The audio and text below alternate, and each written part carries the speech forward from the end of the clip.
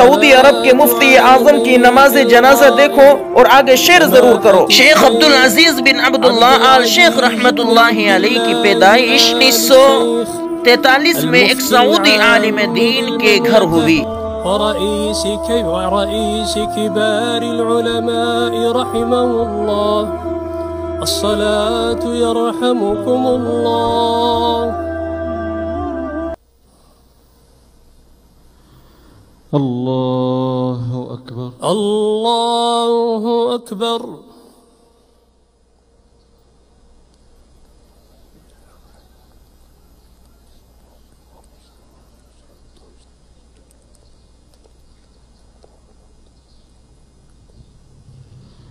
الله أكبر الله أكبر.